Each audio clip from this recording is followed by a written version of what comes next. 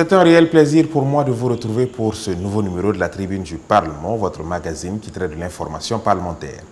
À la une ce soir, retour sur le séjour du chef du Parlement au Niger. Devant ses pairs nigériens, le président Bougouma partage l'expérience de son institution et sonne la mobilisation pour relever les défis sécuritaires et politiques auxquels sont confrontés les pays de l'AES. On fait le point tout à l'heure en début d'édition. Et puis le document d'orientation budgétaire et économique pluriannuel 2026-2028 est exposé aux députés. Entre 3 400 et 3 800 milliards de francs CFA, c'est l'enveloppe prévue par le gouvernement pour les 3 prochaines années. Des projections budgétaires qui interviennent dans un contexte marqué par des défis sécuritaires persistants, mais aussi par une volonté affichée de contenir le déficit budgétaire autour de 3% du PIB. Vous en saurez davantage en cours d'édition. Gratuité des soins pour les enfants de moins de 5 ans et les femmes enceintes, la Commission des finances et du budget de l'ALT s'intéresse à la question. Pour ce faire, elle a diligenté une mission d'information pour constater sa mise en œuvre. Les conclusions de cette mission sont évoquées dans l'interview express avec notre invité, le député Moussa Nombo, président de la dite commission. Voilà pour le sommaire. Merci de nous suivre.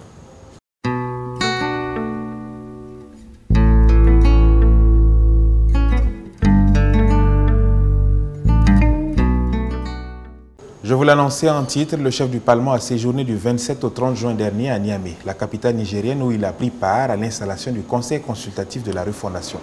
Pour l'occasion, le Dr Ousmane Bougouma s'est adressé aux conseillers nigériens le temps d'un partage d'expérience, celui du Parlement burkinabé. Un échange visant à inspirer la mise en place d'une institution parlementaire solide, capable de relever les défis sécuritaires et politiques auxquels sont confrontés les pays membres de l'Alliance des États du Sahel. On en sait davantage avec notre envoyé spécial Karim Sissé. Dr Ousmane Bougouma, président de l'Assemblée législative de transition, ALT du Burkina Faso, à l'hémicycle du Conseil consultatif de refondation CCR du Niger. Le chef du Parlement burkinabé est venu partager l'expérience de son institution avec les conseillers du CCR. Dans son exposé, le président de l'ALT a détaillé la composition et l'organisation de son institution, son mode de fonctionnement, ainsi que ses principales missions. Le processus d'élaboration des lois et les mécanismes de contrôle de l'action gouvernementale ont également été passés au peigne fin. L'Assemblée législative de transition a été installée le 11 novembre 2020. Dès son installation, l'Assemblée a adopté son règlement. Siège de façon permanente, samedi comme dimanche, parce que notre chef d'État l'a dit, on est urgent. Il faut aller vite. On n'a pas le jour de repos. Et depuis le 11 novembre 2022, nous nous réunissons à tout moment, les jours, les week-ends, comme les jours périodiques. Il arrive souvent que les députés se réunissent de 9h jusqu'à 4h du matin. C'est un sacrifice.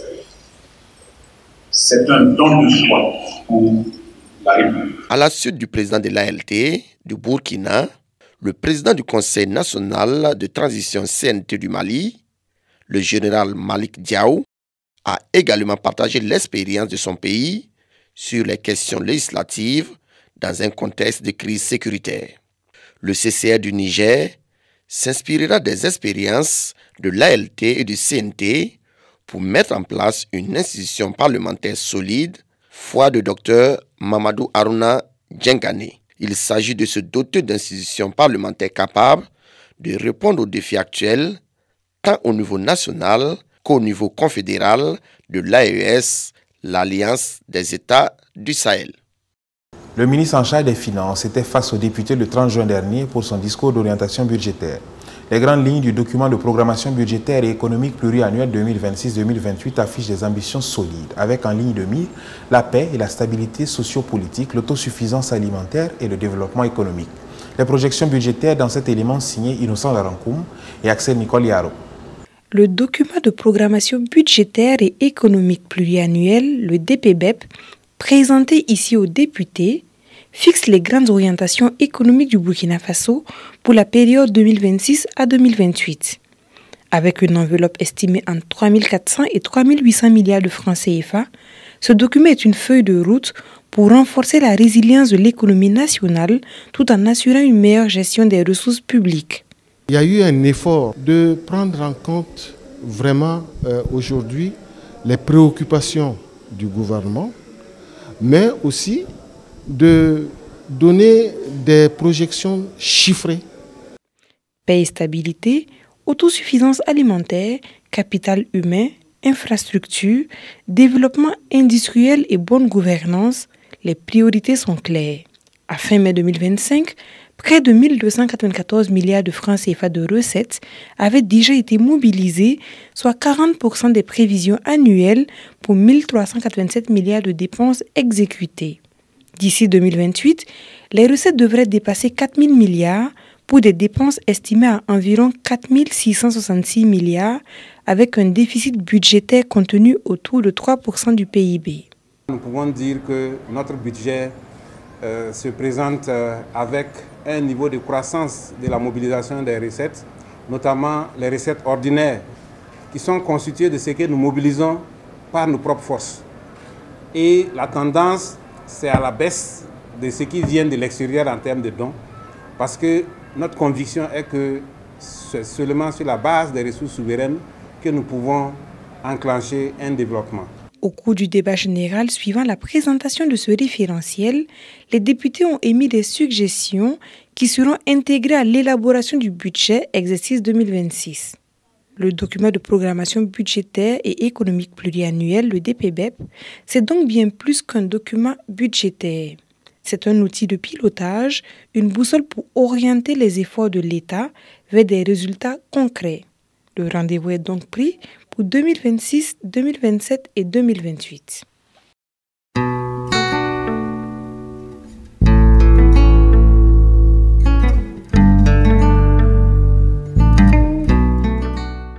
L'interview express reçoit pour vous le député Moussa Nombo, président de la commission des finances et du budget à l'ALT. Au micro de Gaëla Baro, il s'exprime sur la mission d'information diligentée par sa commission en avril dernier portant sur le mécanisme de financement de la politique de gratuité des soins aux enfants de moins de 5 ans et des femmes enceintes au Burkina Faso. Suivez plutôt.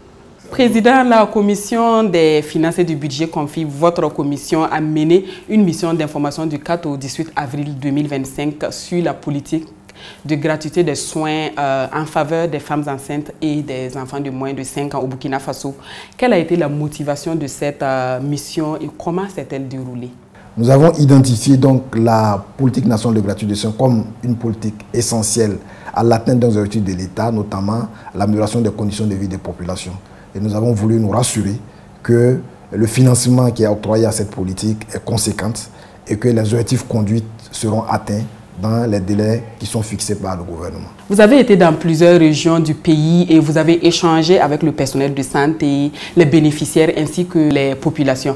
Comment est-ce que ces acteurs évaluent-ils cette politique? Depuis donc 2016, cette politique a été initiée. On a connu dans les centres de santé une pression véritable sur les structures sanitaires. Ça veut dire que les populations ont commencé à visiter, à aller vers ces centres de santé de façon massive, ce qui a entraîné une pression sur les infrastructures sanitaires et bien entendu sur les équipements et les médicaments qui étaient nécessaires. Quels sont les principaux dysfonctionnements relevés par la CONFIB dans l'application de la politique de gratuité de soins au Burkina Faso? Il faut souligner d'ores et déjà que l'une des principales difficultés, c'est le financement de cette politique. Parce que la politique a atteint l'ensemble de ses objectifs quant à faciliter l'accès des soins aux populations. Il se trouve que les ressources nécessaires pour conduire la politique sont énormes. Et sur près de 10 ans, le gouvernement a investi près de 200 milliards de nos francs pour que cette politique soit efficace. Et donc, dans un premier moment, il s'agissait donc de préfinancer les soins. Et très rapidement, il y a eu des difficultés. On est passé à un remboursement des soins, c'est-à-dire que les formations sanitaires préfinançaient à leur tour les soins et puis l'État était chargé de rembourser aux formations sanitaires les différents montants, les différentes factures. Et rapidement, la CAMEG qui était chargée donc de fournir des médicaments aux différentes formations sanitaires s'est retrouvée avec des difficultés de stock. Également, les formations sanitaires sont retrouvées avec des difficultés de financement pour rembourser à la CAMEG ce qu'elle lui devait. Et vice-versa, la CAMEG également attendait des ressources et les formations sanitaires attendaient également les ressources de l'État. On se retrouve dans un cercle assez difficile. Le rapport de la mission d'information a été présenté en plénière et dans ce rapport, vous avez relevé des recommandations. Pouvez-vous nous en citer quelques-unes? Nous avons jugé qu'il était essentiel, après 10 années, depuis 2016, de faire donc une évaluation de cette politique-là. Suite à cette évaluation, des mesures concrètes pourraient être prises, notamment comment travailler à rembourser effectivement, intégralement et à date, les dettes des formations sanitaires. Ce qui est essentiel que nous avons constaté sur le terrain, il faut procéder à une digitalisation intégrale et efficace donc, du processus. Et quelle suite sera donnée aux conclusions de cette mission? L'Assemblée va transmettre diligemment donc, le rapport au gouvernement. Et sans doute, le gouvernement va travailler à prendre en compte les recommandations qui ont été identifiées.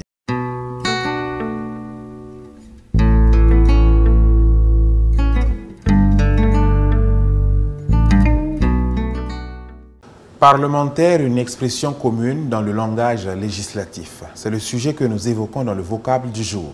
De quoi s'agit-il? Quelles sont les fonctions et les missions du parlementaire? Les réponses dans cet élément signé Honora Bationo.